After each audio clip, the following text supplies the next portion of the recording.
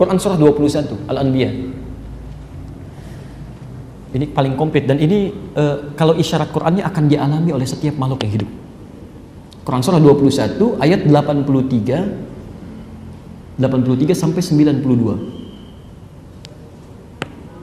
Catat saja dulu, nanti dibuka kemudian ayat 83 sampai 92. Ini ibu dan bapak sekalian, saudara-saudariku, ini adalah gambaran dari Quran tentang kisah para nabi dan orang saleh yang mengalami persoalan dalam hidup.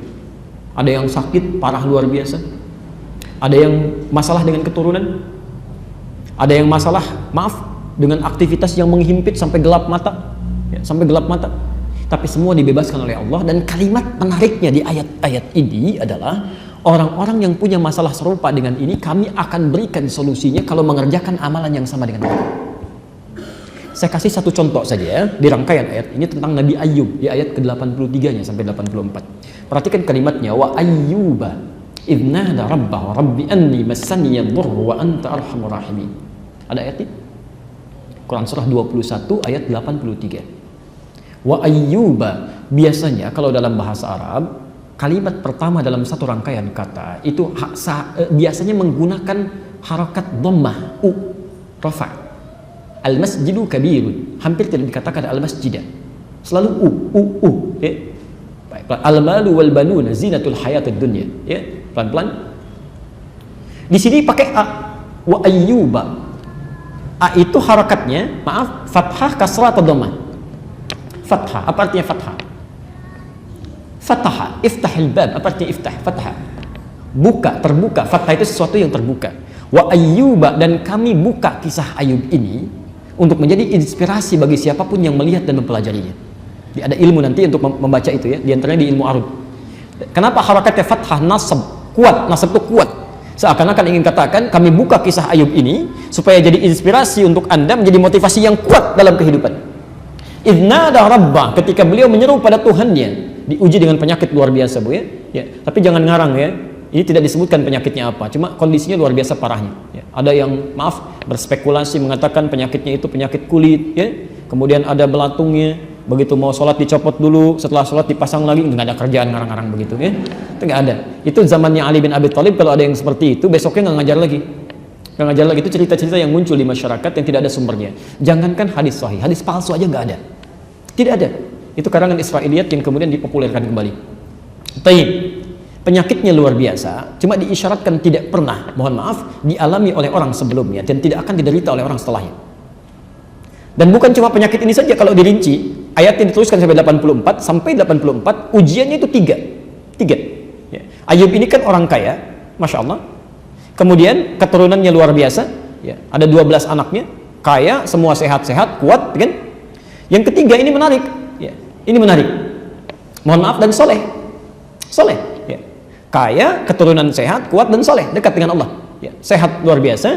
Satu kali diuji dengan 3 hari aja, 3 hari. Hari pertama, mohon maaf, semua hartanya hancur, lebur, ternaknya mati semua. Kemudian seluruh aset perkebunannya terbakar. Insya Allah. Apa yang terjadi? Ternyata ibadahnya meningkat 2 kali lipat, bukan menurun. Ayo kami uji ini untuk contoh bagi manusia. Engkau kaya luar biasa, banyak aset saya hancurkan sekarang. Apakah akan turun ibadah? Tidak, 2 kali lipat. Ada nabi, rasul, Masya Allah, surganya jelas. Diuji dengan kekayaan, hancur semuanya dalam 1 hari, meningkat ibadahnya 2 kali lipat. Ada orang bukan nabi, bukan rasul, nggak jelas surganya, kehilangan sendal di masjid, rame. Masya Allah, ya. Nggak evaluasi diri gitu ya. Baik, kita teruskan. Hari kedua, barangkali keturunannya masih ada. Diwafatkan oleh Allah, 12 anaknya wafat sekaligus. Bukan 1-2, 12 anaknya. Seorang kehilangan 1 anak, dipanggil oleh Allah. Bukan kehilangan sebetulnya, bukan kehilangan. Allah ambil, tugasnya selesai. Cuma tinggal yang belum selesai adalah tanggung jawabnya di akhirat, akan ditanya. Maka yang sering berharap punya keturunan setelah dikasih, hati-hati itu titipan, Anda akan ditanya. Mungkin tugas Anda tidak harus sampai dewasa. Masya Allah, ada yang tugasnya baru berapa bulan, ada yang tugasnya baru dilahirkan, ada yang tugasnya sampai beranjak tumbuh. Hati-hati, itu semua tugas, ya. Dan akan ditanya di akhirat nanti. Ini 12 anak yang diwafatkan oleh Allah, dipanggil segera. Meningkat lagi 2 kali lipat. Barangkali masih sehat, diuji dengan penyakit yang tidak dialami orang sebelumnya, tidak akan pernah dirasakan oleh orang setelahnya. Masya Allah. Kurang lebih nikmat dalam masa 20 tahun. Setelah 7 tahun dengan istrinya bersabar dengan itu, istrinya mengatakan begini, Bu, istrinya, kalau dalam bahasa kita, papa kan Nabi, Rasul, bisa mengangkat tangan dikabulkan doanya. Kurang berapa lama kita menanti, mohonkan kepada Allah supaya disembuhkan. Disembuhkan gak minta banyak, asal sembuh aja. Lihat jawaban Ayub. Bertanya pada istrinya, berapa lama kita senang? Kata istrinya, kurang lebih 20 tahun. Berapa lama kita diuji sekarang? Kurang lebih 7 tahun. Perhatikan Pak jawaban Ayub. Nanti saja, kalau masa ujian sama dengan kekayaan itu 20 tahun, sama-sama senangnya, baru saya mohon kepada Allah. Malu rasanya, diberikan kenikmatan 20 tahun, diuji seperti ini baru 7 tahun sudah minta kepada Allah. Malu rasanya. Tapi yang paling menarik, ketika penyakitnya sudah mulai mengganggu beliau untuk ibadah, bukan beraktivitas. Ya. Ini saat sakit masih bisa beraktivitas, masih bisa ibadah, nggak pernah mengeluh. Biasa aja nikmati, alhamdulillah, dekati Allah, berdoa dengan baik.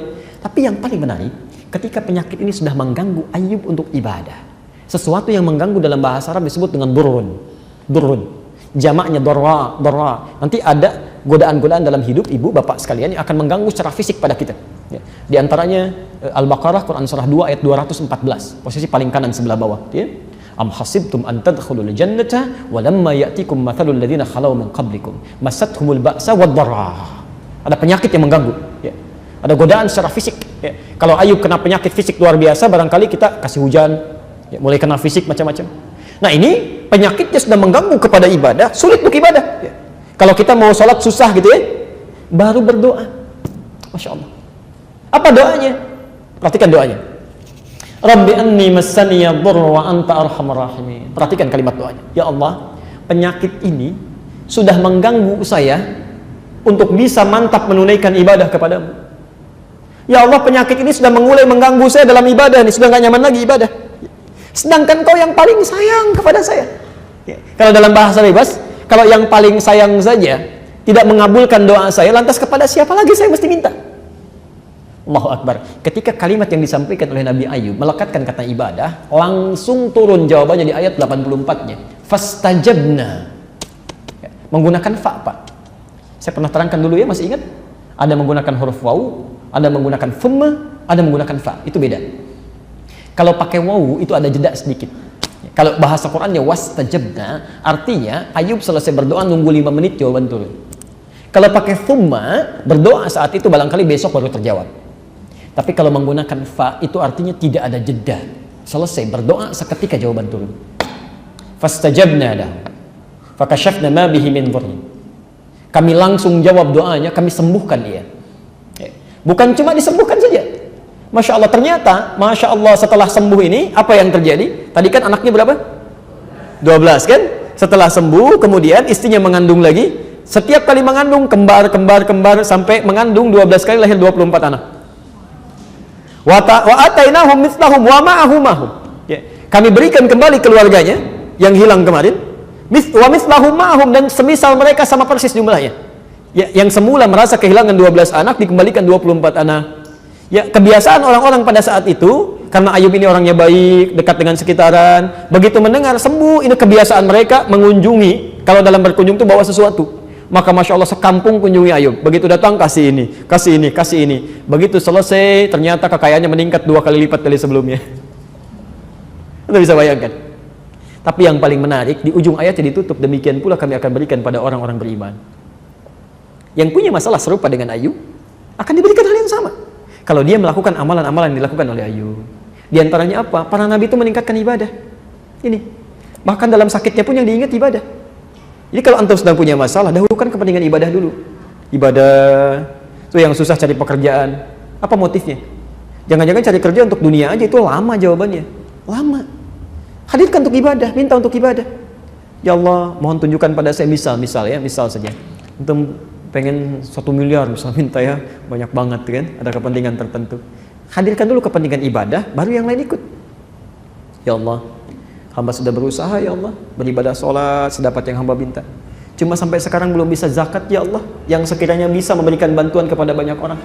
Hamba tidak minta banyak, mohon ya Allah beri kesempatan berzakat dengan 25 juta saja, supaya ada kebaikan untuk orang banyak.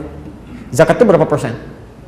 2,5%. Kalau minta zakat 25 juta, artinya minta berapa?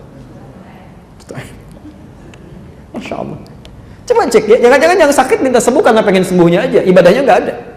Kamu ini dikasih sehat, sholat enggak, dikasih sakit nggak, zikir juga, sekarang pengen sembuh lagi. Kapan kamu mau ibadahnya? Sehat nggak ibadah, sakit nggak ibadah, sudah sakit pengen minta sehat lagi.